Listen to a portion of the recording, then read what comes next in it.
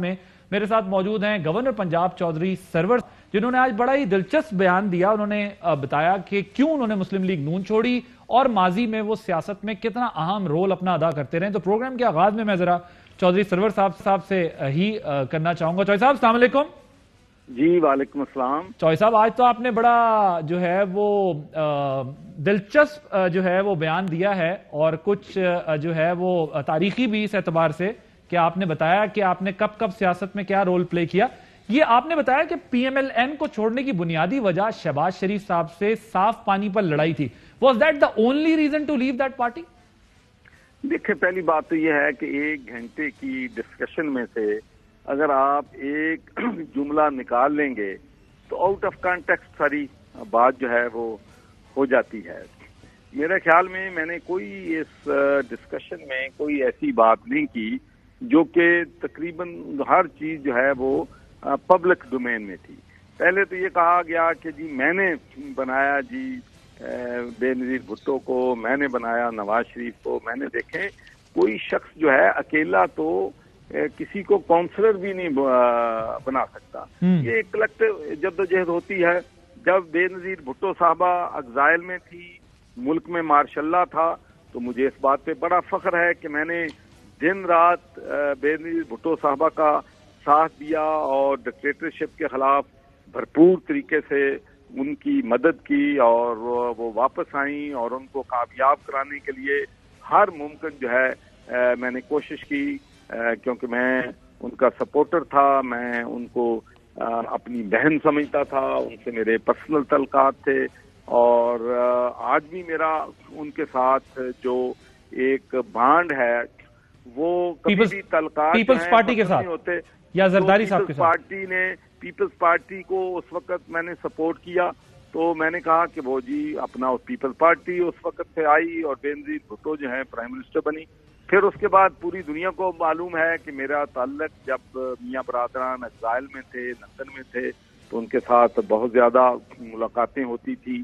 اور اس کے بعد 2013 کے الیکشن میں نے جو کچھ تھوڑی بہت اپنی کر سکتا تھا کمپین یا دوسری، میں نے ان کو سپورٹ کیا اور مسلم لیگ نون کامیاب ہو گئی. پھر میں مسلم لیگ چھوڑ کے پاکستان تحریک انصاف میں آیا، وہاں پر دن رات محنت کی، ہر یونین کونسل لیول پہ گیا اور پھر تحریک انصاف کامیاب ہو گئی اور جو ہے. تو سر یہ مجھے بتائیں آپ تینوں جماعتوں کی کامیابی کی، پلیز مجھے ذرا بات کرتا ہے. ہاں کر لیں. پھر یہ جو اگر جدوجہد ہے یہ اکیلے بندے کی جدوجہد نہیں ہے. 22 سال عمران خان نے اس کے لیے جدوجہد کی ہے. پیپلز پارٹی کے لوگوں نے مارشاء اللہ کے دوران جو قربانیاں دی ہیں اور ان کی قربانیاں رنگ لائی ہیں، تو میں تو یہ بات تھی کہ میں بھی اس جدوجہد میں شامل تھا. تو اب آپ سر کیا سمجھتے ہیں کہ اب جہاں پر اس وقت ملکی سیاست کھڑی ہوئی ہے، آپ نے یہ بھی کہا کہ میاں برادران کے جو ہے وہ غالباً شاید ویزے بھی آپ نے لگوائے، مدد کی ان کی، آپ نے ابھی پیپلز پارٹی کا بیک گراؤنڈ بھی بتایا. آپ نے بتایا پیپلز پارٹی سے تعلقات ہیں یا زرداری صاحب کے ساتھ بھی تعلقات ہیں؟ نہیں میں اس بار دیکھو نا، اب میں معمولی سی بات کیا. میں یہ کہہ رہا ہوں کہ پیپلز پارٹی کے جتنے لیڈرز بھی اس وقت ایگزائل میں تھے، ہم ان سے روز ملتے تھے، ان سے ہماری تو دوستیاں تھیں، ہمارے تعلقات تھے اور آج بھی ان سے بہت سے لوگ ہیں جن کے ساتھ ہمارے جو ہیں تعلقات ہیں. اور پی ایم ایل این میں بھی ہے سر؟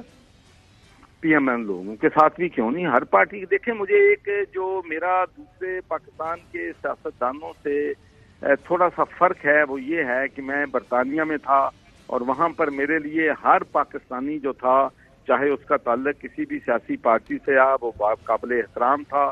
اور جب بھی کوئی ایشو آتا تھا تو میں پاکستانی سمجھ کے ان کے ساتھ بھی کھڑا ہوتا تھا، ان کو ملتا بھی تھا. اگر میری مدد کی ضرورت ہے تو وہ بھی کرتا تھا.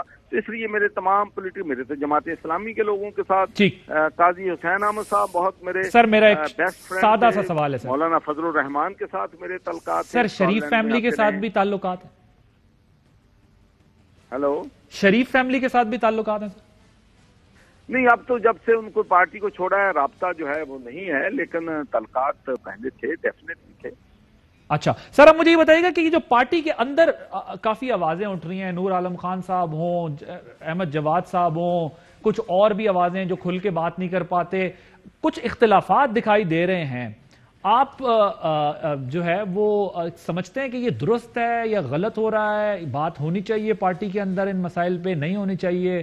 اپنی پارٹی کے اندر بڑی تنقید شروع ہو گئی۔ دیکھیں بات یہ ہے کہ پارٹی کے اندر تو ڈیفینیٹلی ڈسکشن جو ہے ہونی چاہیے، اور ہماری پارٹی میں ڈسکشن ہوتی ہے، اور پارٹی کے اندر ہم کھل کر اپنا پوائنٹ آف ویو دیتے ہیں، لیکن میں سمجھتا ہوں کہ جو ہماری پارٹی کے اندر چیزیں ہیں وہ پارٹی کے اندر ڈسکس جو ہیں ہونی چاہیے، ان کو ہمیں اپنے میڈیا میں اس کو اپنی ڈسکشن کا ٹاپک جو ہے وہ نہیں بنانا چاہیے۔ ٹھیک سر، اس اسٹیج پہ آپ کیا سمجھتے ہیں کہ تمام جماعتوں کا اس وقت جو ڈیڈ لاک، مطلب ایک اپوزیشن کا اور پی ٹی آئی کا جو ڈیڈ لاک ہے، اس کا کیا سولوشن ہے؟ کیسے جو ہے وہ آگے بڑھا جا سکتا ہے؟ کیونکہ اب تو وہ حکومت کے جانے کی باتیں کر رہے ہیں کہ حکومت جو ہے یہ گھر جائے گی اور نئے الیکشن ہوں گے تبھی یہ ملک ٹھیک ہوگا۔ دیکھیں میں تو ہمیشہ ریکنسیلیشن کے حق میں ہوں۔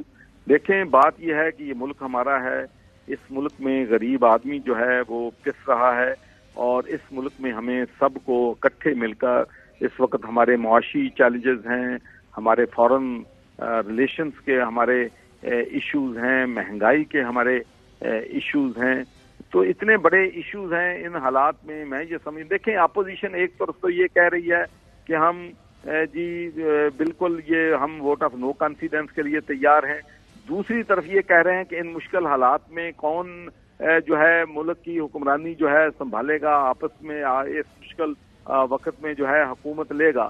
تو میں سمجھتا ہوں کہ کہیں بھی کلیئرٹی نہیں ہے، جس کا حل یہی ہے کہ پاکستان تحریک انصاف کو لوگوں نے 2023 تک کے لیے ووٹ دیا ہے، اور جب وہ الیکشن جو ہے وہ ہوں گے، ان میں جو پارٹی کمانڈ کرے گی، جس کو پاکستان کے لوگ بنائیں گے، وہ 5 سال کے لیے منتخب ہو جائے گا۔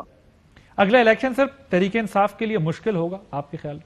دیکھیں الیکشن تو سارے ہی مشکل ہوتے ہیں، 2018 کا الیکشن بھی میں سمجھتا ہوں کہ بہت مشکل الیکشن تھا، اس کے لیے ہم نے بہت زیادہ محنت جو ہے کی۔ 2023 کا الیکشن بھی بہت ٹف ہوگا، لیکن انشاءاللہ ہمارے پاس 1.5 سال ہے، اس کی ہم بھرپور طریقے سے تیاری جو ہے وہ کریں گے، اور انشاءاللہ ہم اگر ڈیلیور کرنے میں کامیاب ہو گئے۔ دیکھیں ہیلتھ کارڈ جو ہے ہم نے پاکستان کے لوگوں کو دیا ہے، جس کے غریب آدمی کے لیے سب سے بڑا مسئلہ یہ ہوتا تھا کہ اگر اس کی خاندان کا کوئی فرد بیمار ہو جائے تو اس کے لیے علاج کے پیسے نہیں ہوتے تھے، وہ اپنے زیورات بیچ کے، اپنے گھر بیچ کے لوگ اپنا علاج کراتے تھے۔ اب ان کو یہ سہولت مل گئی ہے، اور بہت سی حساس پروگرام کے تھرو ہم۔ ٹھیک سر، اگر بریف کامنٹ، بیکاز آپ گورنر ہیں، آپ وفاق کے نمائندے ہیں، آپ ایک لحاظ سے نیوٹرل بھی ہیں، آپ کسی بھی جماعت کے ساتھ رابطہ بات کر سکتے ہیں، معاملات، آپ خود بھی کوئی رول پلے کریں گے اس ٹینشن کو تھوڑا سا ڈیفیوز ہونے میں؟ اور کیا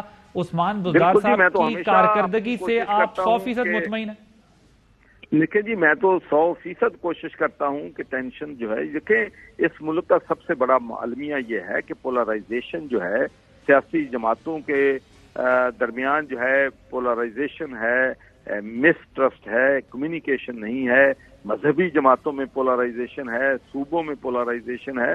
تو میں سمجھتا ہوں کہ کنسٹرکٹیو اس کا حل یہی ہے کہ ہم سب سر جوڑ کر بیٹھے، رول آف لا، اور میک شیور کریں، اور اپوزیشن اور حکومت مل کر بیٹھے کہ اگلے الیکشن جو ہیں وہ شفاف ہوں، تاکہ کوئی انگلی نہ اٹھا سکے کہ اگلے الیکشن میں کسی نے دھاندلی کی ہے۔ سر بزدار صاحب کی کارکردگی سے آپ 100% مطمئن؟ دیکھیں آپ نے وہ سروے جو ہے وہ میرا خیال ہے ساری دنیا نے دیکھا ہے، آپ نے بھی دیکھا ہوگا۔ میں دیکھا ہے سر، لیکن آپ بھی مطمئن؟